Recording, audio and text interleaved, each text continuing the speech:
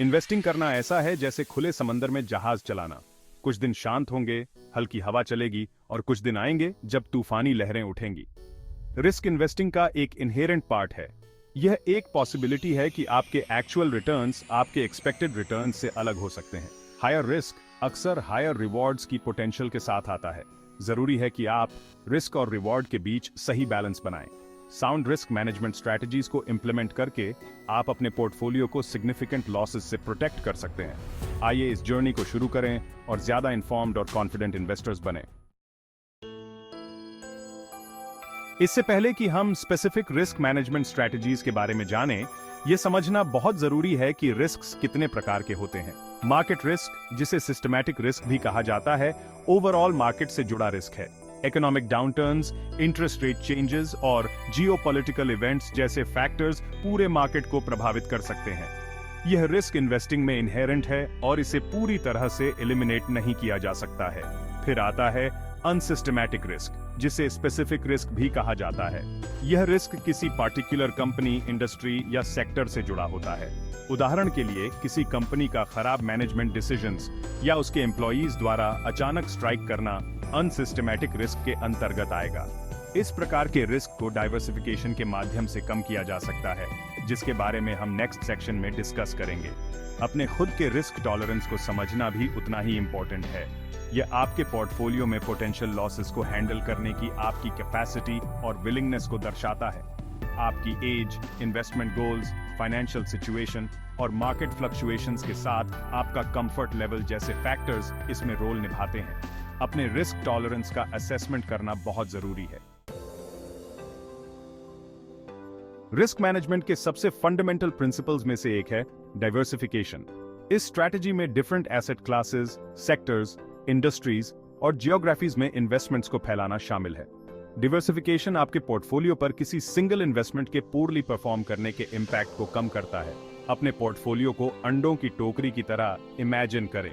अगर आप सारे अंडे एक ही टोकरी में रखते हैं और उसे गिरा देते हैं, तो आप सब कुछ लूज कर देते हैं। लेकिन मल्टीपल बास्केट्स में डिस्ट्रीब्यूट करने से एक बास्केट के गिरने का इम्पैक्ट कम हो जाता है। डिवर्सिफाई करके आप अपने पोर्टफोलियो को मार्केट शॉक से कुशन कर रहे हैं। जबकि डाइवर्सिफिकेशन रिस्क को कम करने में मदद करता है, वॉलेटिल मार्केट कंडीशंस में आपके पोर्टफोलियो को सिग्निफिकेंट लॉसेस से प्रोटेक्ट करने के लिए स्ट्रैटेजीज का होना भी एसेंशियल है। यहीं पर स्टॉप लॉस ऑर्डर्स काम आते हैं। स्टॉप लॉस ऑर्डर्स आपके इन्वेस्टमेंट्स के लिए सेफ्टी नेट्स की तरह होते हैं। ये आपके द्वारा अपने ब्रोकर को दिए गए इंस्ट्रक्शंस होते हैं कि जब कोई सिक्योरिटी एक सर्टेन प्राइस पर पहुंच जाए तो उसे ऑटोमेटिकली सेल कर दिया जाए। यह प्री डिटर्मिन्ड प्राइस एक ट्रिगर पॉइंट का काम करता है जो आपके पोटेंशियल लॉसेस को लिमिट करता है। उदाहरण के लिए मान लीजिए कि आप $50 पर शेयर पर एक स्टॉक खरीदते हैं और $45 पर एक स्टॉप लॉस ऑर्डर सेट करते हैं। अगर स्टॉक प्राइस गिरकर $45 या उससे नीचे चला जाता है, तो आपका ऑर्डर ऑटोमेटिकली एग्जीक्यूट हो जाएगा। आपके शेयर सेल हो जाएंगे और आपका लॉस $5 पर शेयर तक लिमिट हो जाएगा। Stop loss orders active trading में पार्टिकुलरली यूजफुल होते हैं, जहां प्राइसेस तेजी से फ्लक्चुएट कर सकते हैं। ये रिस्क को मैनेज करने के लिए एक डिसिप्लिन्ड अप्रोच प्रदान करते हैं। ये आपको the heat of the moment में इमोशनल डिसीजंस लेने से बचने में मदद करता है। हालांकि यह क्रूशियल है कि आप अपने स्टॉप लॉस ऑर्डर्स को रियलिस्टिक लेवल्स पर सेट करें। सेक्शन 5, पोजीशन साइजिंग, आपका इन्वेस्टमेंट स्वीट स्पॉट ढूंढना।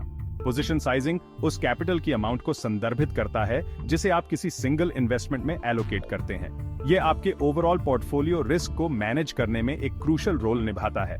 एप्रोप्रिएट पोजीशन साइज डिटरमिन करना आपके इन्वेस्टमेंट स्वीट स्पॉट को खोजने के बारे में है। पोटेंशियल रिटर्न्स को मैक्सिमाइज करने और पोटेंशियल लॉसेस को मिनिमाइज करने के बीच एक बैलेंस।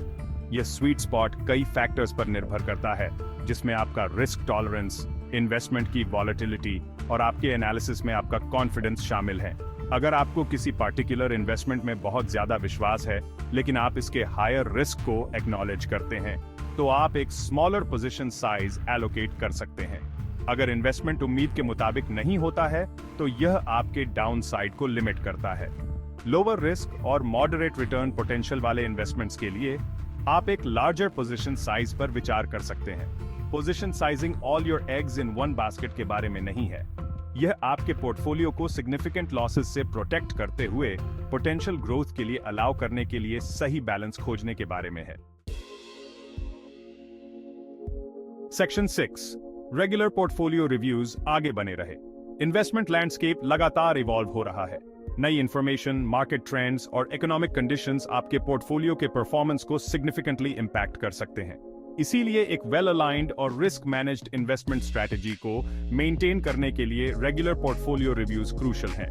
पोर्टफोलियो रिव्यूज कॉन्स्टेंटली आपके इन्वेस्टमेंट्स के साथ छेड़छाड़ करने के बारे में नहीं है, बल्कि यह इंश्योर करने के बारे में है कि आपका पोर्टफोलियो अभी भी आपके फाइनेंशियल गोल्स, रिस्क टॉलरेंस और करंट मार्केट एनवायरनमेंट के साथ अलाइन है। इसे अपने इन्वेस्टमेंट्स के रूटीन चेकअप की तरह समझें। इन रिव्यूज के दौरान आपको अपने इंडिविजुअल होल्डिंग्स के परफॉर्मेंस का असेसमेंट करना चाहिए और अपने ओवरऑल एसेट एलोकेशन का इवैल्यूएट करना चाहिए। सेक्शन 7, इन्फॉर्म्ड रहना। मार्केट्स में नॉलेज ही पावर है। इन्वेस्टिंग की दुनिया में नॉलेज आपकी सबसे वैल्यूएबल एसेट है। वेल इन्फॉर्म्ड इन्वेस्टमेंट डिसीजंस लेने और रिस्क को इफेक्टिवली मैनेज करने के लिए मार्केट ट्रेंड्स, इकोनॉमिक इंडिकेटर्स और कंपनी स्पेसिफिक न्यूज के बारे में इन्फॉर्म्ड रहना एसेंशियल है। आप मार्केट मूवमेंट्स को ड्राइव करने वाले फैक्टर्स को जितना ज्यादा समझेंगे, आप पोटेंशियल रिस्क्स और अपॉर्चुनिटीज का अनुमान लगाने के लिए उतने ही बेहतर तरीके से इक्विप्ड होंगे। सौभाग्य से हम एक ऐसे युग में रहते हैं जहां इंफॉर्मेशन हमारे फिंगर टिप्स पर रेडिली अवेलेबल है।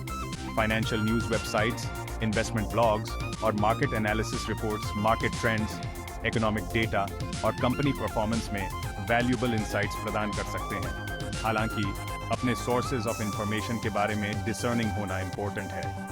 रेप्यूटेबल फाइनेंशियल पब्लिकेशंस और वेबसाइट्स पर रिलाई करें जो अपनी एक्यूरेसी और अनबायस्ड रिपोर्टिंग के लिए जाने जाते हैं। Section 8, emotional discipline, risk management में एक्स फैक्टर। जबकि एक वेल डिवर्सिफाइड पोर्टफोलियो होना, स्टॉप लॉस ऑर्डर्स सेट करना और रेगुलर रिव्यूज कंडक्ट करना रिस्क मैनेजमेंट के क्रूशियल एस्पेक्ट्स हैं। एक्स फैक्टर जो अक्सर सक्सेसफुल इन्वेस्टर्स को बाकियों से अलग करता है, वह है इमोशनल डिसिप्लिन। इन्वेस्टिंग एक इमोशनल रोलर कोस्टर हो सकता है। फियर और ग्रीड पावरफुल इमोशंस हैं जो जजमेंट को क्लाउड कर सकती हैं और इरेशनल इन्वेस्टमेंट डिसीजंस ले सकती हैं। जब मार्केट्स बढ़ रहे होते हैं तो यूफोरिया में बहना और इंपल्सिव डिसीजंस लेना, फोमो के कारण ऊंचे दाम पर बाय करना या फियर ऑफ मिसिंग आउट आसान होता है। इसके विपरीत जब मार्केट्स गिर रहे होते हैं तो फियर हावी हो सकता है, जिससे वर्स्ट पॉसिबल टाइम पर पैनिक सेलिंग हो सकती है। यहीं पर इमोशनल डिसिप्लिन काम आती है।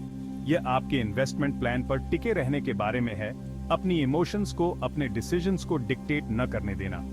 याद रखें, सक्सेसफुल इन्वेस्टिंग एक मैराथन है, स्प्रिंट नहीं। सेक्शन 9, एक्सपर्ट एडवाइस लेना। प्रोस को कब कॉल करें। फाइनेंशियल मार्केट्स की कॉम्प्लेक्सिटीज को नेविगेट करना चैलेंजिंग हो सकता है, यहां तक कि एक्सपीरियंस्ड इन्वेस्टर्स के लिए भी। किसी क्वालिफाइड फाइनेंशियल एडवाइजर से एक्सपर्ट एडवाइस लेना इनवैल्यूएबल हो सकता है, खासकर यदि आप सर्टेन इन्वेस्टमेंट स्ट्रैटेजीज के बारे में अनश्योर हैं, तो आपको एक पर्सनलाइज्ड फाइनेंशियल प्लान बनाने में हेल्प चाहिए, या आप अपने पोर्टफोलियो पर बस सेकंड ओपिनियन चाहते हैं। फाइनेंशियल एडवाइजर्स आपके स्पेसिफिक फाइनेंशियल सिचुएशन, गोल्स और रिस्क टॉलरेंस के बेस पर टेलर्ड गाइडेंस प्रोवाइड कर सकते हैं। वे आपको एक कॉम्प्रिहेंसिव फाइनेंशियल प्लान बनाने, सूटेबल इन्वेस्टमेंट्स रेकमेंड करने और ongoing support and advice provide करने में हेल्प कर सकते हैं। याद रखें, आपको इन्वेस्टिंग की दुनिया को अकेले नेविगेट नहीं करना है। Section 10, long term perspective market storms का सामना करना। इन्वेस्टिंग एक जर्नी है, डेस्टिनेशन नहीं। यह टाइम के साथ ग्रेजुअली वेल्थ बनाने के बारे में है, जल्दी रिच होने के बारे में नहीं। सक्सेसफुल इन्वेस्टिंग के सबसे इंपॉर्टेंट प्रिंसिपल्स में से एक लॉन्ग टर्म पर्सपेक्टिव मेंटेन करना है। इसका मतलब है कि इनेविटेबल मार्केट फ्लक्चुएशन से गुजरना और अपने लॉन्ग टर्म गोल्स पर फोकस्ड रहना। मार्केट साइकिल्स इन्वेस्टिंग का एक नेचुरल पार्ट है। इकोनॉमिक एक्सपेंशन और बुल मार्केट्स के पीरियड्स होंगे जहां स्टॉक प्राइसेस लगातार बढ़ते हैं। इकोनॉमिक कंट्रैक्शन और बेयर मार्केट्स के पीरियड्स भी होंगे जहां स्टॉक प्राइसेस में गिरावट आती है। अनप्रेडिक्टेबल को प्रेडिक्ट करने की कोशिश करने के बजाय उस पर फोकस करें जिसे आप कंट्रोल कर सकते हैं। आपकी इन्वेस्टमेंट स्ट्रैटेजी, आपका इमोशनल डिसिप्लिन और आपका कोर्स पर बने रहने का कमिटमेंट। याद रखें, टाइम इन्वेस्टिंग में आपका सबसे बड़ा एलाई है। सेक्शन 11, कंक्लूजन, प्रूडेंट इन्वेस्टिंग के लिए आपका जर्नी। अंत में, रिस्क मैनेजमेंट रिस्क को पूरी तरह से एलिमिनेट करने के बारे में नहीं है। ये इसे समझने, कम करने और इफेक्टिवली मैनेज करने के बारे में है। इस एसे में डिस्कस की गई strategies, diversification, stop loss orders, position sizing, regular portfolio reviews, informed रहना, इमोशनल डिसिप्लिन मेंटेन करना और जरूरत पड़ने पर एक्सपर्ट एडवाइस लेना को इम्प्लीमेंट करके आप फाइनेंशियल मार्केट्स की कॉम्प्लेक्सिटीज को ज्यादा कॉन्फिडेंस और प्रूडेंस के साथ नेविगेट कर सकते हैं। याद रखें, इन्वेस्टिंग एक जर्नी है, डेस्टिनेशन नहीं। रास्ते में उतार चढ़ाव आएंगे, लेकिन साउंड रिस्क मैनेजमेंट प्रिंसिपल्स का पालन करके और एक लॉन्ग टर्म पर्सपेक्टिव मेंटेन करके आप इनएविटेबल मार्केट स्टॉर्म्स का सामना कर सकते हैं और अपने फाइनेंशियल गोल्स को अचीव करने के अपने चांसेस को बढ़ा सकते हैं। एक सक्सेसफुल इन्वेस्टर बनने का जर्नी एक कदम से शुरू होता है।